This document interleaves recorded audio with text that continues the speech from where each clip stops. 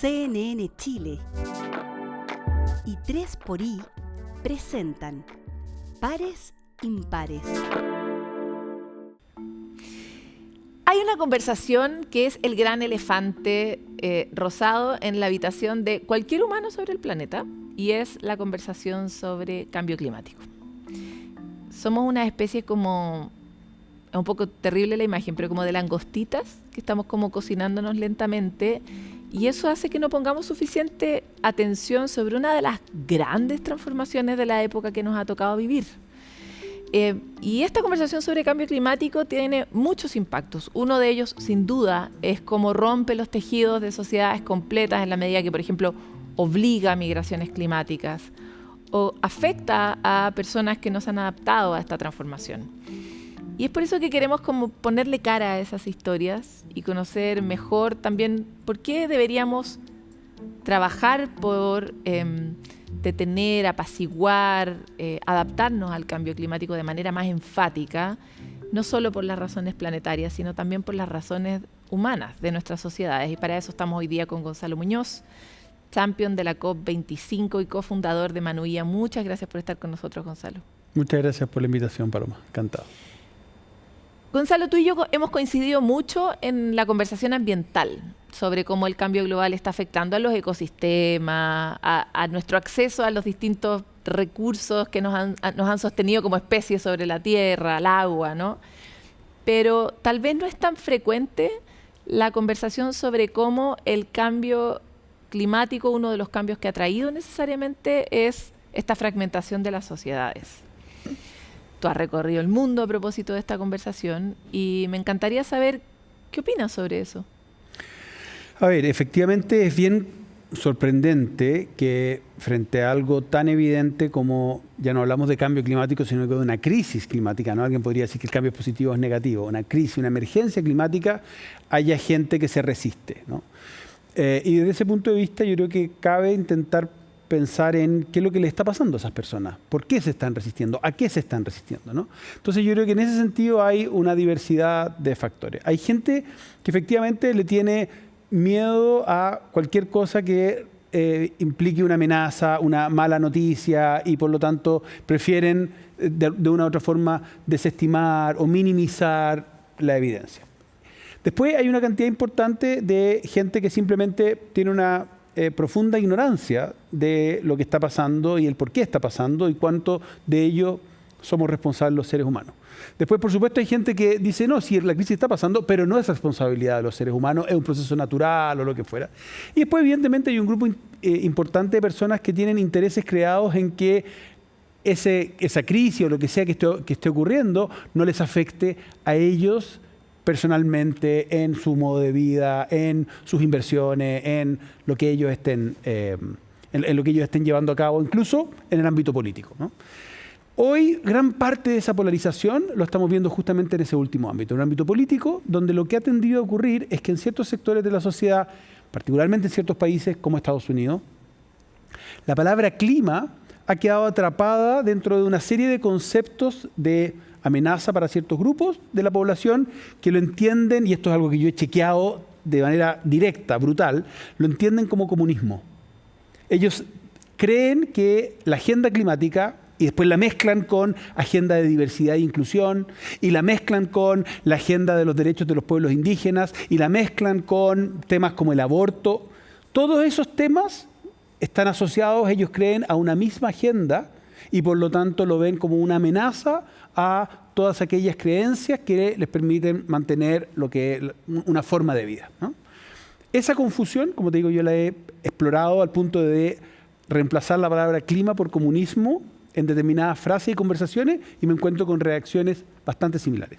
Si yo separo esa conversación, que es una conversación que tiene todo de ideológico y todo de una tremenda confusión, la separo de hoy tenemos un problema tan concreto como hay emisiones acumuladas de gases de efecto invernadero, de CO2, de metano, de óxido nitroso en la atmósfera.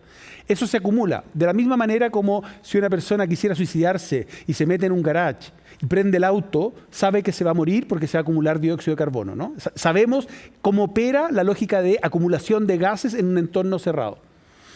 Esos gases de efecto invernadero están directamente vinculados a la curva de desarrollo de combustibles fósiles o de uso de combustibles fósiles en fundamentalmente los últimos 200 años. Otro elefante en la sala está directamente relacionado con el crecimiento de la población. O sea, los seres humanos hemos progresado como humanidad en los últimos 250 años, anclados en un modelo de producción y uso de energía que tiene esta externalidad negativa, que implica la acumulación de gases de efecto invernadero y una serie de otros impactos asociados sociales y ambientales. Si yo separo eso y la persona con la que estoy conversando es capaz de entender fenómenos que son tan científicos como la gravedad, tan científicos como la ley de la termodinámica, ¿no? Son leyes físicas que nos rigen, puedo hablar de descarbonización.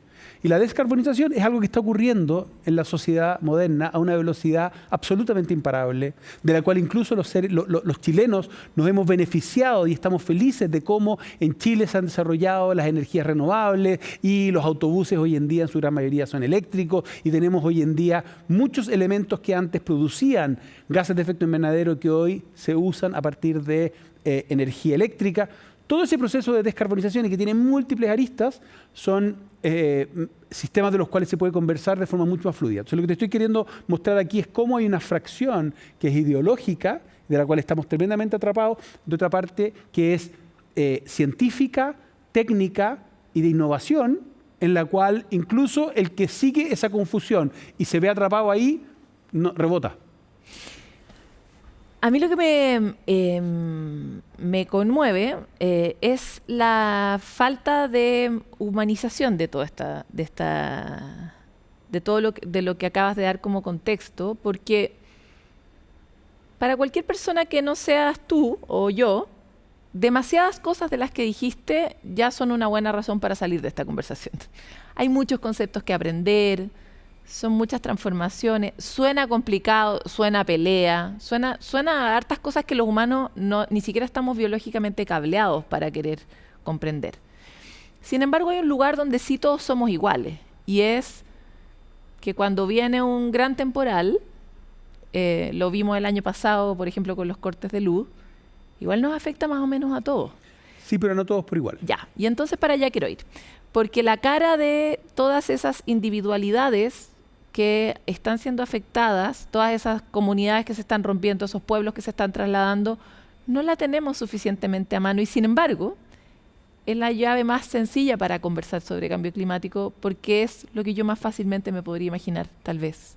Entonces me encantaría que me contaras esas historias. Recuerdo en particular una vuelta más o menos larga en torno a una comunidad en África que se había visto, comunidad ganadera, que se había visto muy afectada justamente por la falta de agua y sus vacas estaban muriendo.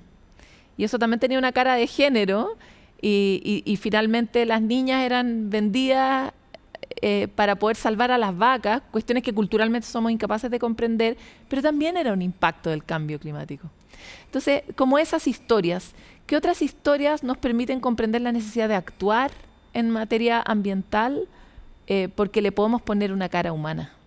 A ver, efectivamente, y tú presentaste el programa hablando de que le vamos a poner rostro al tema del cambio climático. Yo no soy el rostro del cambio climático, digamos. El rostro del cambio climático, como bien dices tú, tiene que ver con hoy la estimación 4.000 millones de personas. Es la mitad de la población del mundo que está directamente afectado por la crisis de manera cotidiana, ¿no? Eso incrementa problemas tan severos como la tremenda crisis de hambruna, tremenda crisis de enfermedades, se ve agravado también por procesos como la sequía, y todo eso contribuye después a un fenómeno social y sociopolítico que son las migraciones forzadas y por lo tanto tensiones geopolíticas de las cuales estamos viviendo. En los estudios que hemos realizado como equipo en los últimos 6-7 años, sabemos que son fundamentalmente 3 grupos de la población a nivel global. El primero, como bien tú describiste, son zonas rurales donde tanto la sequía como el clima cambiante para cualquier persona que tenga una mínima conexión con la agricultura, que en mi caso sabemos que yo no puedo cultivar lo que sea que estoy cultivando con un clima que sea tremendamente cambiante o con ritmos de lluvia que sean tremendamente cambiantes. La planta no va a decir, ya, entonces, ¿qué hago? Espero, me guardo un ratito. No. la planta va a morir, no va a haber capacidad de producir alimentos. Y eso hace, por supuesto, que los alimentos tengan no solo la fluctuación, sino que hayan subido de precio como han subido a nivel global, sino que también eso muchas veces fuerza a grandes grupos de la población del mundo a migrar. Eso expone, y este es un tema de nuevo, voy a tocar inevitablemente ese bloque de elementos confusos y combinados, ¿no? La crisis climática afecta innegablemente más a mujeres y niñas del sur global. Tiene esta cara de género.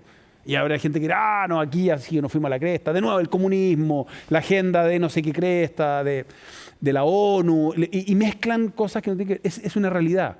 En muchos países del mundo, la persona que sale de la casa a buscar trabajo es el hombre. Eso deja a las mujeres y a las niñas mucho más expuestas. Eso se ve, por supuesto, de forma mucho más dura en continentes como el africano, donde, como bien tú explicabas, yo he estado trabajando con un grupo de mujeres y particularmente una niña, Dorcas, que lo que se dedica es a rescatar niñas antes de que sean vendidas para poder conseguir, en ese caso la familia las vende para conseguir pasto para las vacas, ¿no?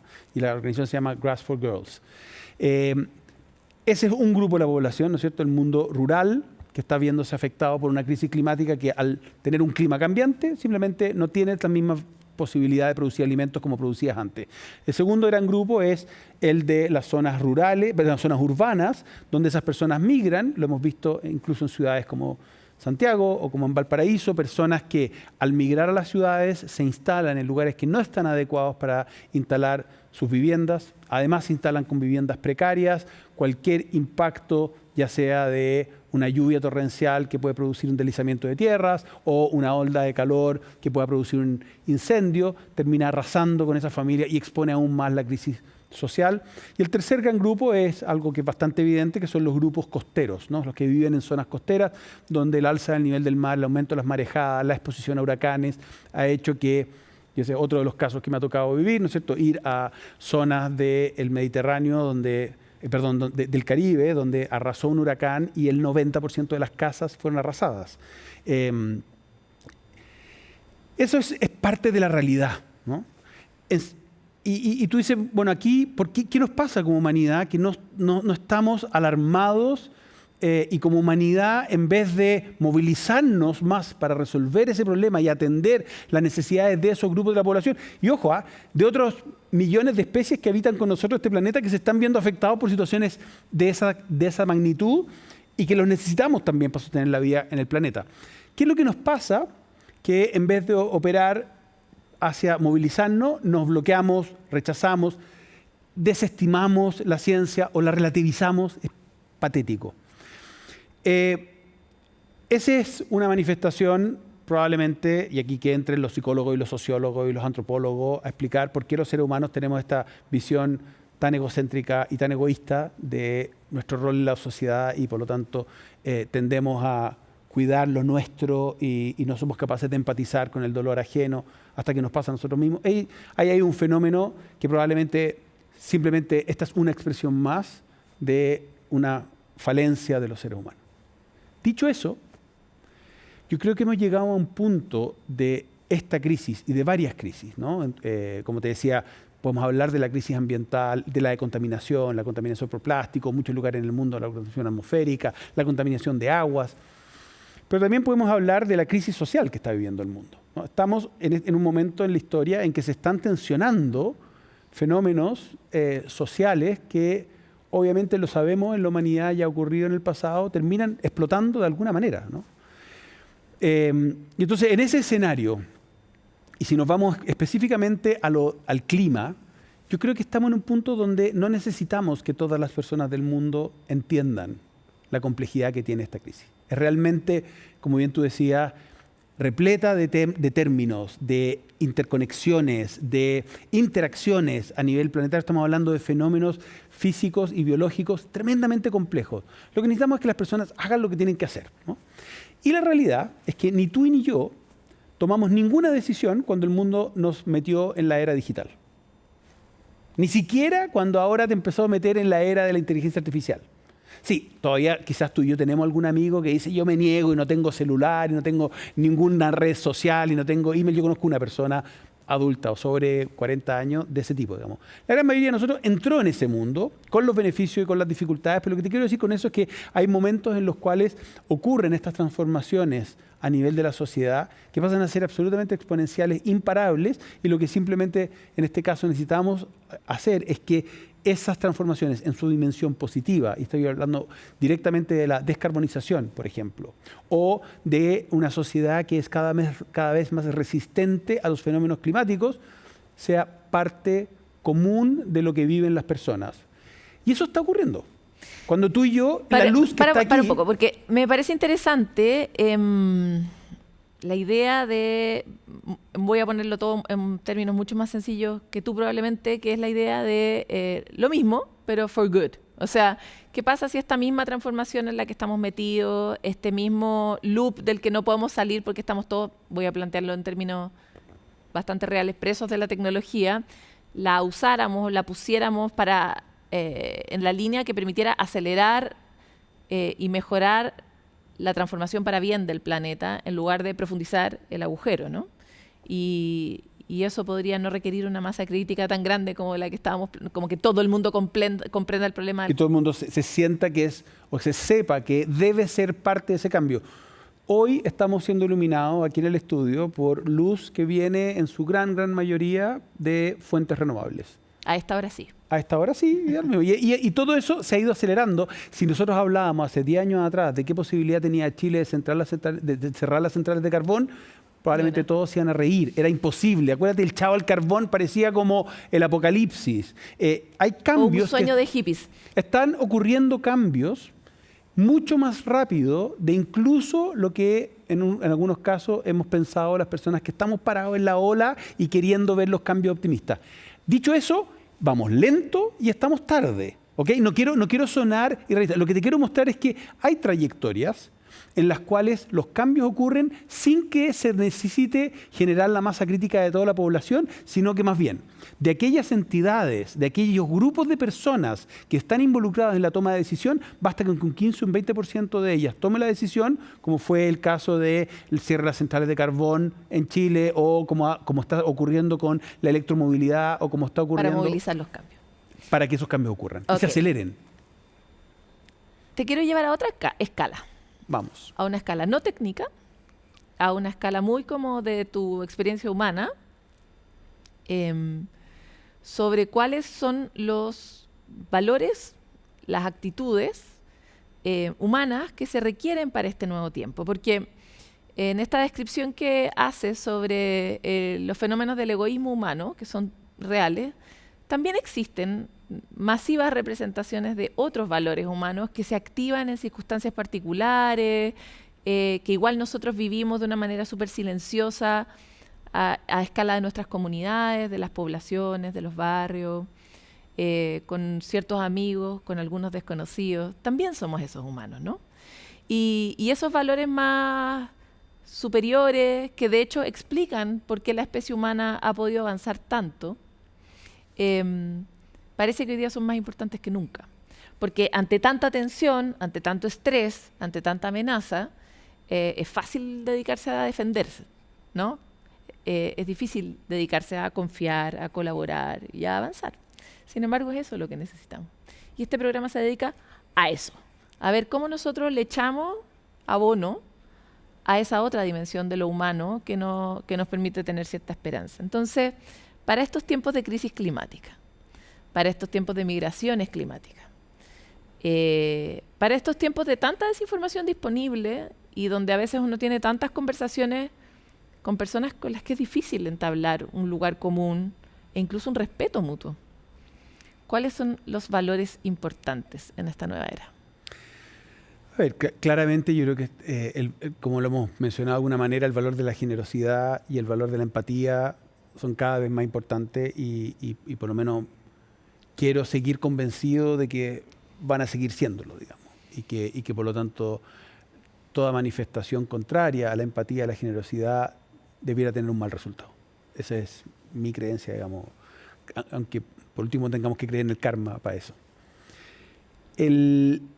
Lo que yo hago en mi día a día, digamos, porque a mí lo que me toca es conversar todos los días con personas de distinto tipo en todo el mundo, algunas de ellas más empoderadas, otras menos empoderadas, algunas con mayor capacidad de acción que otras, otras simplemente afectadas por la crisis, otras desinteresadas.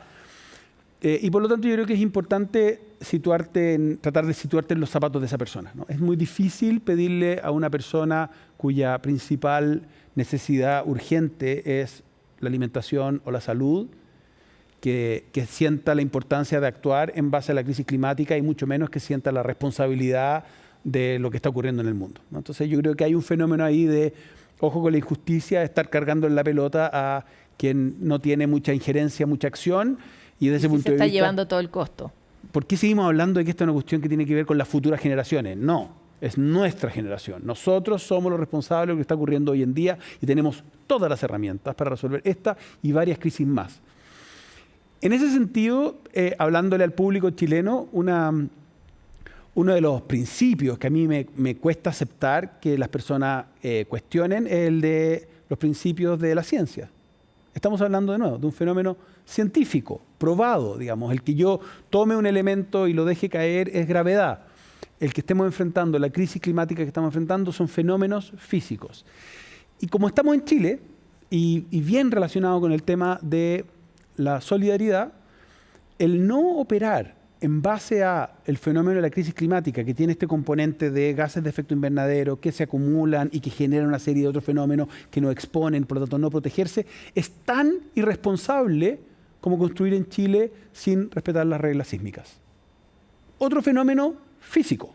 Nadie me podría decir que los temblores son probablemente una manipulación de las Naciones Unidas y de los países que quieren intervenir. No, es nuestra realidad.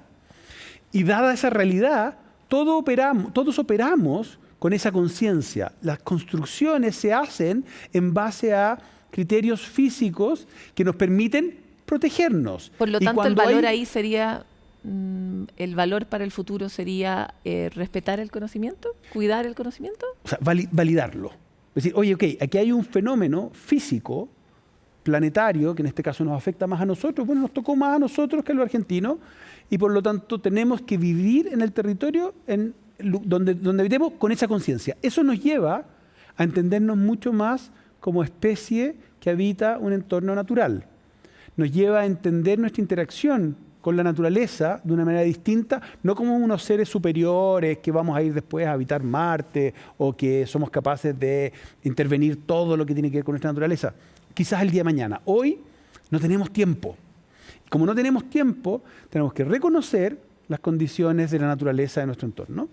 Tenemos que, por lo tanto, actuar en consecuencia y usar todos los mecanismos de conocimiento que están en nuestras manos y después ser efectivamente solidarios con aquellos que están sufriendo esos embates de naturaleza de la misma manera como lo hacemos cada vez que hay un terremoto en nuestro país, donde surge esa empatía, surge esa generosidad, surge esa solidaridad, surge esa conexión con la persona que está sufriendo. O sea, me parece que... Ahora, me encanta entrar en algunas de las cosas que has dicho porque no es la misma generosidad, es una nueva generosidad. ¿Por qué? Es una idea, porque la generosidad que nos surge ante el terremoto, nosotros tenemos como buenos animales chilenos, la costumbre a que este fenómeno ocurra de manera muy trágica. Mira, hay muchas... Como un incendio. Cada 10 años, cada 25 años. Ya, pero lo que está pasando ahora es que esto está pasando mucho más seguido. El otro día leía un paper de Nature que decía que están estudiando la cantidad de fenómenos extremos naturales que cada persona va a tener que vivir. Cada persona nacida ahora va a tener que vivir a lo largo de su vida y no tiene nada que ver con la proporción de una persona nacida hace 50 años. Correcto. Y eso hace que la generosidad ya no sea la misma, po. Es una que de hecho hay que usar mucho más seguido, que hay que ejercitar mucho más seguido. Tal vez el rango de la generosidad es distinto. Te lo pregunto porque tú tienes la suerte y probablemente el dolor de ver esto de manera de estar muy expuesto a esto en muchos lugares del mundo donde de verdad la gente lo está pasando muy mal y lugares muy distintos uno de otro. Y eso te permite como conmoverte o darle una elasticidad a tu corazón, a tu empatía, que muchos de nosotros no tenemos porque no tenemos esa experiencia. Sin embargo, sí estamos teniendo cada vez más frecuente esa noticia en nuestra tele, ese vecino afectado, esa persona que lo perdió todo o que perdió a una persona en un desastre. Entonces, ¿cómo ves que tenemos que tal vez pegarle un estirón, un crecimiento a nuestra estructura valórica en este tiempo de cambio climático? Efectivamente hay una visión de los fenómenos climáticos que, como bien tú dices, son cada vez más frecuentes, ¿no? En estos fenómenos extremos, agudos. Pero después tienes otros que son más bien crónicos, como en la sequía. Entonces tienes como los dos comportamientos. No nos debiera angustiar tanto, no sé si más o menos, pero nos debiera angustiar tanto el que haya una marejada o haya un incendio forestal, etcétera, como el ver que nuestros glaciares se empiezan a achicar cada vez más y la naturaleza nos está mostrando año tras año que cada vez tenemos menos de algo tan fundamental como agua. Esa agua, para quienes nos escuchan, todos debiéramos saber que lo necesitamos varias veces al día, no solo para lavarnos, sino que también, o para cocinar, para tomarla, y que es fundamental para producir nuestros alimentos. O sea, eso genera una consecuencia brutal en las cadenas productivas de alimentos, que es uno de los temas que a mí me toca liderar a nivel global, la transformación de los sistemas alimentarios y agrícolas a sabienda de que hoy en día hay menos disponibilidad de agua. Hay menos disponibilidad de agua, hay menos disponibilidad de capacidad de producir esos alimentos. Entonces tenemos ese fenómeno por un lado. Y por supuesto, como dices tú, eso nos debe llevar a, ojalá, a actuar, a reaccionar lo antes posible, porque cada día que pasa, el tiempo se nos va acortando y llega un minuto en que ya simplemente pasaste ciertas barreras de no retorno. Esa dimensión y esa conversación, y esto lo quiero transparentar, digamos, desde los grupos de trabajo con los que me toca participar a nivel global. Yo estoy en el board de Science Based Targets, soy parte del Club de Roma, participo en varias conversaciones a nivel global donde la reflexión es ¿qué nos ha pasado que el argumento moral no sirvió? Y quizás incluso el argumento moral tendió a crear esta bestia que confunde todo y que lo pone todo enredado en una narrativa que lo único que hace es bloquearte, ¿no? Entonces, la narrativa hoy, por más fría que suene, digamos, es una narrativa económica, una narrativa de desarrollo, una narrativa de progreso, una narrativa de, si nosotros no actuamos pensando en cuáles son los grupos de la población a los cuales tenemos que movilizar, si usted no actúa adecuadamente respecto a la crisis climática, sus activos, sus inversiones, su vida está en riesgo. Y ese riesgo es perfectamente cuantificable. El mejor argumento que yo uso hoy en día para convencer a un potencial escéptico de la crisis climática que me dice, ¿en serio? No? O que no existe o que los seres humanos no tenemos mucho que hacer al respecto. Le digo, ¿tú crees que las aseguradoras del mundo tendrían el equipo de cambio climático que tienen? Y pégate una googleada mínima, si esto no fuera algo real y que está poniendo en riesgo la economía del mundo. O sea, nada más duro y frío que la aseguradora. Las aseguradoras no hacen las cosas por amor al arte, por filantropía o porque son por caridad, digamos, ¿no? Lo hacen porque efectivamente hay riesgos medidos, tanto físicos como de transición, regulatorios, que deben ser tomados en consideración. Entonces, con esto no estoy diciendo que lo que nos deba mover al final tiene que ver con una crisis que está afectando mayoritariamente a los grupos más vulnerables de la población y que tuvieron no menos que ver, cero que ver en esto. O sea, cuando tú vas a Tuvalu y el país está desapareciendo y dicen, explíquenme qué hicimos nosotros para merecer esto, en qué minuto, qué se hace además con esa gente. ¿Dejan de aparecer los tuvalenses? Hoy día los tratados internacionales están justo viendo cómo cambiamos la ley internacional para ver cómo vamos a absorber de manera, ojalá justa, a esos países que se quedaron sin país, que se van a quedar sin país en el poco tiempo. Y después, la data nos dice que en Latinoamérica, cerca del 80% de las migraciones dentro de los países ocurre por causas climáticas. No por causas políticas, no por causas religiosas, no por causas de violencia, es por causas climáticas, porque el clima cambia y hace que las personas simplemente no puedan vivir en ese lugar. Solo para ponerlo en datos duros también, ¿no? Hoy ya hay lugares del mundo donde antes se podía vivir y hoy es inhabitable por los golpes de calor. Yo quisiera llevarte se nos acabó el tiempo, pero quisiera llevarte a esa otra audiencia, porque Pares Impares es un lugar no frío y no calculador, es un lugar más bien calentito y muy raro, pero lleno de gente igual de extraña, que está muy interesada en ver cómo esparce la ola de lo que sí nos sirve, ¿no? Y tú también eres padre, y es muy difícil ser, es patudo decirlo, pero es muy difícil ser padre hoy día, porque lo que necesitamos también es armar una narrativa desde un lugar lindo, que le permita a nuestros hijos como avanzar por una ruta con la libertad que tuvimos nosotros de creer en el mundo. Y entonces me encantaría saber cómo están hechas esas conversaciones en tu vida. ¿Qué se le dice a los niños hoy día? Y cómo se arma una narrativa con esperanza, donde hay amor y donde están esos valores superiores de los que nos sentimos orgullosos tantas veces para ellos. A ver, yo tengo la fortuna de venir de una familia donde la principal enseñanza que se me entregó es: haz todo lo que tú puedas y usa todos tus privilegios para intentar dejar el mundo un poco mejor el día en que tú mueras de cómo estaba el mundo el día en que tú naciste. ¿Cómo lo hagas? Hazlo en función de cuáles son tus talentos, cuál es tu vocación.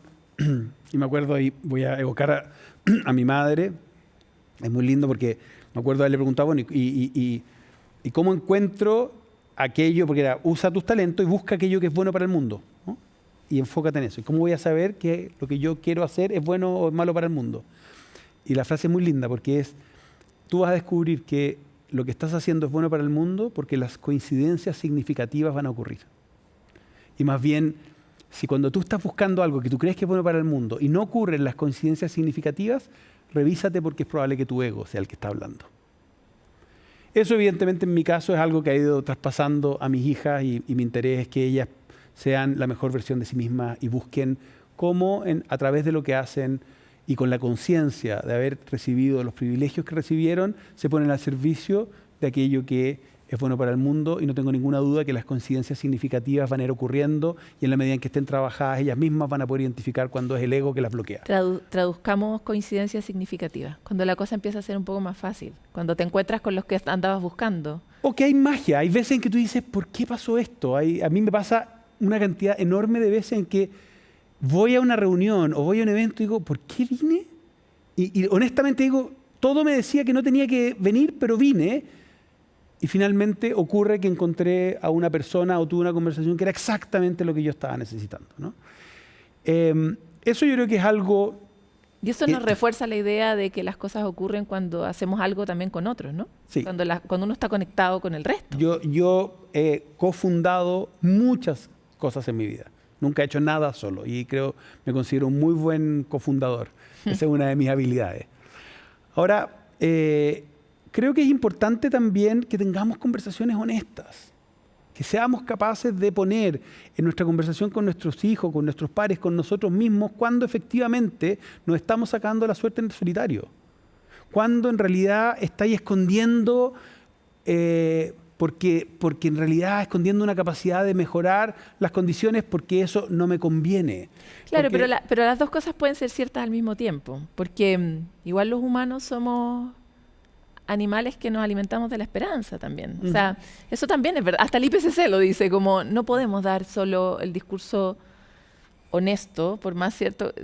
También necesitamos la honestidad respecto del potencial que tenemos en nuestras cosas más superiores, porque si no, eso no ocurre, entonces como que...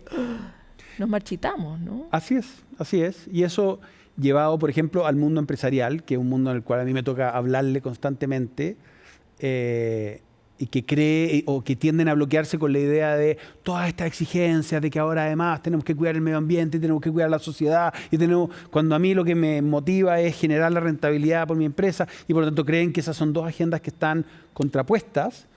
La conversación es: la rentabilidad a las empresas es como el oxígeno a los seres humanos. Lo necesitamos para vivir. Pero nadie debiera decir que vino al mundo solo para respirar. Aprenda a caminar y mascar chicle al mismo tiempo, porque ahí va a encontrar la trascendencia, ahí va a encontrar un impacto, una capacidad de generar valor mucho mayor que solamente por la vía de maximizar la rentabilidad del fin de mes, porque lo más probable es que si te quedas enganchado en eso, la invitación que te vas a hacer es a hacer trampa. ¿Me valdrá la pena hacer las cosas bien o la puedo hacer mal y mientras no me fiscalicen? Entonces, hay un tema ético aquí de fondo, donde la invitación es que cada uno de nosotros empiece a operar en su dimensión muy humana y muy realista de cuál es ese pequeño pasito que yo puedo hacer para que lo que yo estoy haciendo, en cómo lo estoy haciendo, cuide del entorno y cuide de la sociedad. Esa invitación hoy ya deja de ser una aspiración, es urgente en todas las dimensiones. Política, social, en nuestras relaciones humanas, en el desarrollo empresarial, en dónde pone las lucas para invertir, en qué decisión toma de qué es lo que va a comprar. Hagan la pega, muévanse, no esperen hasta que la cuestión les explote en la cara. Trabajen hoy para ser la mejor versión de sí mismo en todo lo que hacen. Y eso implica hacerse las preguntas difíciles y ojalá responderlas de forma adecuada. Muchas gracias por esta conversación. Un gusto, como siempre. Ojalá vengamos todos a la vida a aprender a respirar, pero sobre todo a vivir. Y esa yo creo que es una vuelta bien interesante que está ocurriendo a propósito de la enorme cantidad de transformaciones que estamos viviendo en el planeta. La vuelta de la crisis climática nos vuelve la pregunta sobre la vida, nos recuerda al árbol, lo increíblemente valioso que es poder tomar agua. Pero también la conversación sobre la crisis que está generando la inteligencia artificial nos devuelve a la idea de qué era lo que valía la pena de ser humano, ¿no? Así que con grandes desafíos, pero enormes oportunidades colectivas, dejamos hasta aquí este capítulo de Pares Impares y esperamos verlos siempre en un nuevo encuentro con más ideas que nos permitan armar ese 20% que hará tal vez este mundo mejor. Nos vemos.